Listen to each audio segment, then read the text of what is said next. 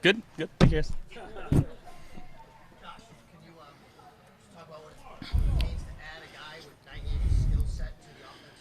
Yeah, I mean, obviously got to see him a little bit today. Took a while. Obviously, I don't know all the rules and regulations. Had to wait for something. But he's out there. He got one play. Me and Steph looked at each other and was like, "Holy crap, this guy's fast!" You know. So I know he's been playing in the league we came in the same year together. We actually had the rookie premiere together, so I got to spend some time with him there. I know him a little bit. Seems like a great dude. Everything I've heard about him, he's awesome. He's smart. He's already learning some of the plays, and our system's not easy to learn. So there's still a lot of work to be had there. But in terms of what he can give this offense, it's fun to have a piece like that. Did that surprise you seeing his speed in real time on whatever play you mentioned? It didn't really surprise me because we've played against them a couple times, and he always shows up in those games, and he's always got one or two plays that are just like help change the course of the game. But again, just trying to figure out ways to get him on the field, and I'm not really sure how we're going to do it yet. That's up to Dorsey and the staff. But again, just adds another element to our offense, and we're excited to have him. How do you take it like that? Do you sit and watch TV? Are you scrolling through Twitter, or do you get a phone call from Beane and he's like, "Hey, we're doing this"? No, most of the time it's just like pops up on the Twitter feed. It's just like, oh, somebody else got traded here or there. And it's kind of the same way. And I am fortunate though to have a relationship with Beane where he did tell me like, hey, we made this move and bringing back Dean. It's good to have Dean back in the building. He's with us for my first couple of years, and awesome locker room guy, and we're happy to have him back. So that's really cool. We got the whole gang back together. It seems like from the last a couple of years ago with him, Big Phil, Shaq, a couple other guys. So and again, I really appreciate the relationship that I have with Beane and him being able to trust me and feel like he can tell me those things. Hey Josh, since last year to this year, what are you seeing that's so different with this Jets defense? Because they are definitely a better defense than they've been probably since you've been in the league. Yeah, I mean, I think C.J. Mosley's playing at a high level again, and if you look at their interior D line with Quinn Williams, he's one of the most, if not the most, disruptive interior D lineman in the game right now. So obviously another year under his belt, learning that system. They got some young guys flying around. Look at the corners. With their high draft pick in Gardner, he's playing really well right now. So we got to be ready for everything that they can throw at us, and they don't bring too much pressure. They're kind of known for that. Just kind of let our guys go. So we got to have a plan for their front four, and then when they do bring pressure, we got to make sure that we're protected the right way, and if we're not, making sure we're good on communication where our heart's at. I don't know. I mean, he's so tall and lanky. He's very fast. He's got great straight line speed. He turns his hips pretty well for a big guy too. I don't know if there's a guy that I can think of. Really, I think he's he wears number one. He's one of one. He's extremely talented, and we're gonna have our hands full.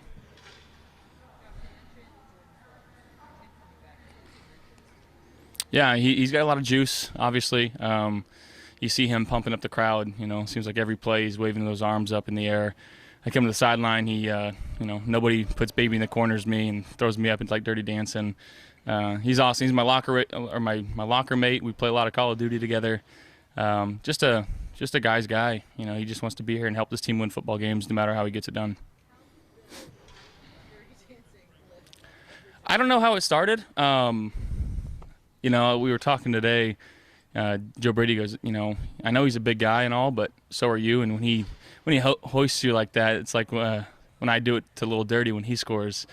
So, yeah, he's a large human being for sure. Is that unique to have a defensive player get that involved with celebrating an offensive touchdown? Like throughout your career, you ever had that happen before? Yeah, I wouldn't say it's very usual. But again, he's he's awesome. We love having him back. He's definitely a difference maker on our defense, within the run game and being disruptive in the pass game. But again, the love that we have for each other in this locker room, I think it's second to none in the league, and we really do just appreciate and respect everybody in the locker room for being themselves, coming in here, working as hard as they can, and just trying to help this team win football games. You saw Dean Marlowe's wife take to social media to express her emotion returning to Buffalo. Can you just discuss discuss how the familial aspect of this team spreads beyond the locker room with you guys' families, your wives, your children, everything like that? Yeah, again, I think that's kind of set from the very top with our owners and with Coach McDermott and the guys that we bring into this locker room. Obviously, it's a very tight-knit family-like atmosphere, and we all know each other's partners and kids. We spend a lot of time with each other doing different things. So again, I think that's that starts with this organization and how they treat people.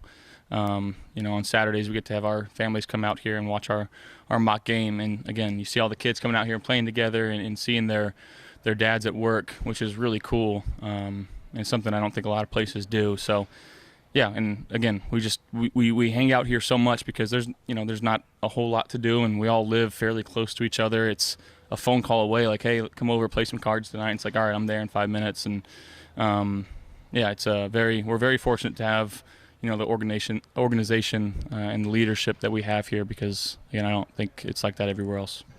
Josh, you guys are on top of the conference right now, but dead last in the division. So how urgent it is to stack those division games? Yeah.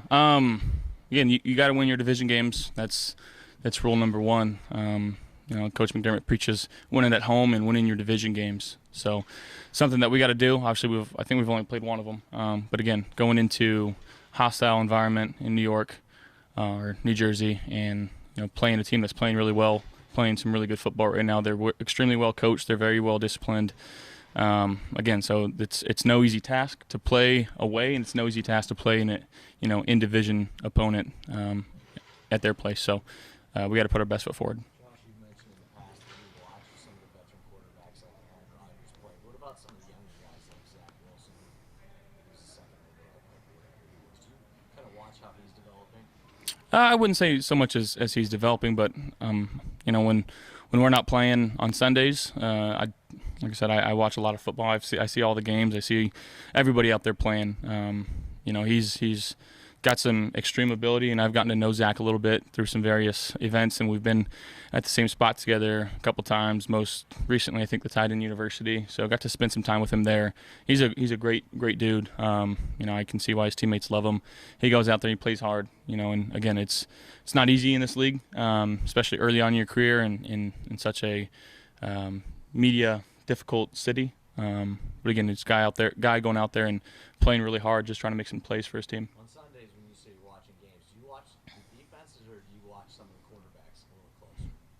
I more so just watch the game, kind of feel the flow of it, and just try to put myself in that situation of, if it's a 2-minute drill and we've got a ball thrown in bounds, I'm screaming at the TV like clock, clock, clock, clock. Just trying to go through and just trying to take some mental reps, I guess. But I'm such a fan of football. I love watching the game.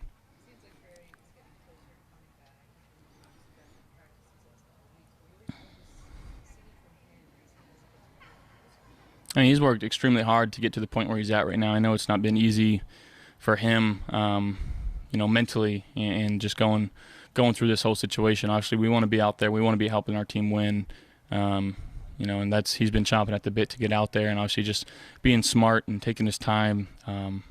But seeing some of the reps that he's been going against our guys. I mean, he's still fast twitch, ball hawk. He's gonna get after it, and he's gonna talk a little bit too. He's awesome, and we desperately want him back. Just what he brings to our defense and the leadership role that he has in the locker room. Guys really rely on him and feel like they're able to talk to him and learn from him. So again, having him back out there is awesome, and whether it's this week, next week, the week after, we're all in unison when it's like, hey, we want to be smart about this too. We want you to be on the field with us. So again, he's chomping at the bit, but he'll be smart with it, and we love him for that. Hey guys.